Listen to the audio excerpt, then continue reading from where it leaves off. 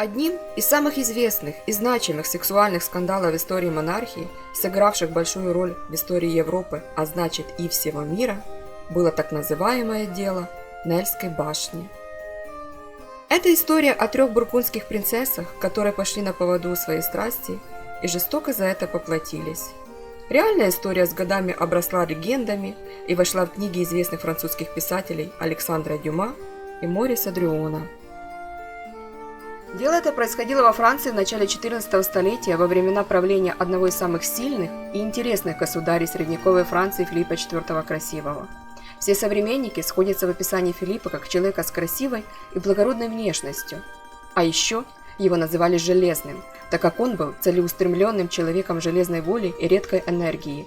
Все трепетали перед этим невозмутимым и жестоким монархом. Он завоевывал земли, конфисковал имущество у евреев, уничтожил орден тамплиеров и сжег на костре великого магистра этого ордена Жана де Мале. Перед смертью великий магистр проклял Филиппа и всех его потомков до 13-го колена. Все последующие несчастья этого рода связывали именно с этим проклятием. Была у Филиппа IV дочь Изабелла, которую он по политическим мотивам выдал замуж за английского короля, и 3 сына, которые были женаты на 3 бургундских принцессах, и которые все по очереди побывали королями после смерти отца. Старший Людовик был женат на Маргарите Бургундской. Маргарита с детства выделялась небывалой красотой, умом и своенравием. Наделенная многими талантами от рождения, она играюще порхала по жизни, которая ей представлялась сплошным праздником. Маргариту рано выдали замуж, когда ей не было еще 15. Ранние браки тогда были в почете. У нее была бархатистая кожа цвета густого меда, яркие карие глаза и великолепные черные волосы, веселая и грациозная, кокетливая и очаровательная. Однако, несмотря на многочисленные достоинства и юность своей жены, Людовик так и не воспылал к ней любовью. Он был мрачен и скучен. Его жизнь была полна утомительными подвижными играми, скачками и многочасовыми сидениями в Государственном совете. Он буквально был слеп и глух до красоты своей жены и до конца дней своих так и не смог прозреть прекрасным. Средний сын Филипп был женат на Жанне Бургундской. Их брак, в отличие от брака старшего брата Людовика, был счастливым. Филипп обожал Жанну, написал ей много любовных писем, и у пары родилось 5 детей за короткий срок. Младший сын Карл был женат на Бланке Бургундской. Об их отношениях в исторических источниках мало что сказано.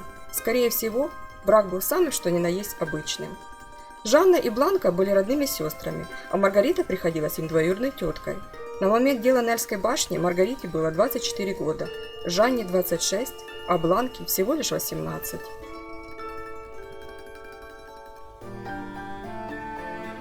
Маргарита любила повеселиться. Она тяготилась присутствием своего мужа Людовика и начала искать развлечения на стороне. Сначала вполне невинные, а потом все более интересные. Также вовлекла в свои игры и двоюродных племянниц. Маргарита и Бланка закрутили роман с придворными рыцарями-братьями Филиппом и Готье де Оне. Жанна была умнее Бланки и активного участия в опасных развлечениях не принимала, но была в курсе всех дел. Большинство свиданий проходили якобы в Нельской башне, отсюда и название дела. Романы длились продолжительное время, около 3 лет. Официальные мужья были ни сном, ни духом о проделках своих жен. Жанна тоже была вынуждена молчать. Все слишком закрутилось. Неизвестно, сколько бы дальше все это продолжалось, но дело решил случай. Во время своей поездки во Францию дочь Филиппа IV Изабелла подарила невесткам подарок очень дорогие, расшитые золотом кошельки. Однако позже, на Перу, она заметила те же самые кошельки на поясах братьев де Оне. Их арестовали. Незачем звать дам. Вы все время твердите, что заловка вас не любит. Однако мне стало известно, что она сделала каждой из вас щедрый подарок. Извольте показать кошельки, которые были присланы вам из Англии. Я оставила свой кошелек в Париже. Я тоже. И я. Что ж, мы пошлем за ними кого-нибудь из дворян. Приведите братьев Доне.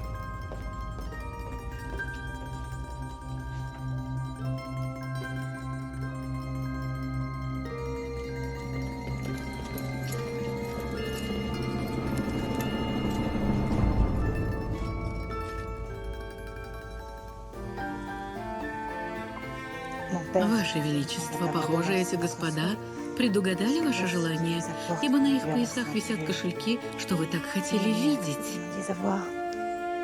Как у этих дворян оказались кошельки, подаренные вашей заловкой?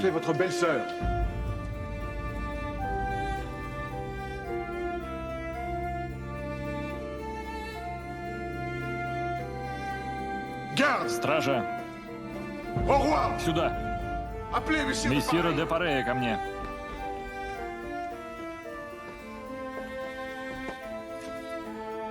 Вот этих дворян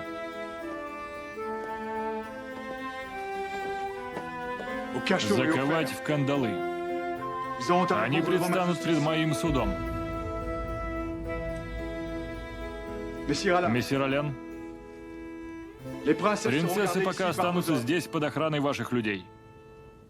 Никуда их не выпускать. А сюда никого не впускать. Даже их мужей.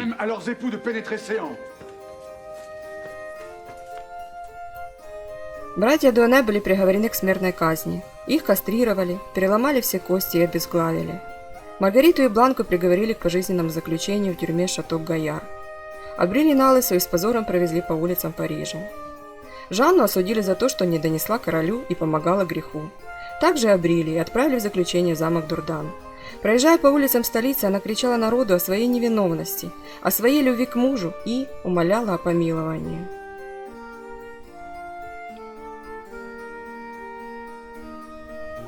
Филипп IV красиво умирает в том же 1314 году. Престол наследует его старший сын Людовик X.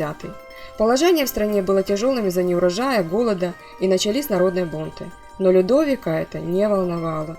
Его главным желанием было избавиться от славы рогоносца, заключив новый брак. Он отослал несколько раз гонцов в тюрьму Шато-Гайяр, требуя от Маргариты согласия на развод и публичного признания о том, что настоящим отцом их дочери является Филипп Дуане.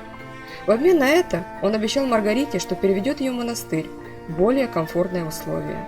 Но женщина непреклонна. Людовик идет на крайние меры и отдает приказ о ее убийстве. Ее удавили, а в документах записали, что умерла от лишений и продолжительной болезни. Ей было 25 лет. Людовик женится второй раз, но через 2 года после восхождения на трон умирает в 27 лет, не оставив наследника мужского пола. 1316 год. На трон восседает его брат Филипп V. Еще до своего правления он уговорил своего старшего брата Людовика помиловать его любимую жену Жанну и вернуть ее в семью. Людовик согласился, и Жанну отпустили. Она проживет еще 14 лет и умрет в возрасте 42 года. Получив власть, Филипп показал себя деятельным и трудолюбивым государем. После него осталось большое количество регламентов и писем. Король старался навести порядок во всех сферах государственного управления и покончить с многочисленными злоупотреблениями, имевшими место при его отце. На 6-м году правления он заболел дизентерией и умер в 28 лет, не оставив наследника мужского пола. 1322 год. Трон занимает младший из братьев Карл V. Он был слабовольным и нерешительным человеком. Правление страной фактически переходит к его дяде Карлу Валуа. Церковь дает свое согласие на его развод с Бланкой, и Карл получает возможность жениться повторно. Впоследствии он был еще женат дважды и умер в 34 года, так же, как и свои старшие братья, не оставив наследников мужского пола. Бланка провела в замке Шато-Гайяр долгих 8 лет. После, при содействии своей матери, была переведена в монастырь. Из архивных документов стало известно, что она в заключении помутилась рассудком, забеременела от своего тюремщика и противилась своему переводу в монастырь. Но все-таки была переведена и приняла постриг. Умерла в 30 лет. Дело Нельской башни сыграло большую роль в истории Франции. Оно не только повредило репутацию женщин из высших кругов, но и возродило из далекого прошлого солический закон, согласно которому женщины были лишены права престола наследия.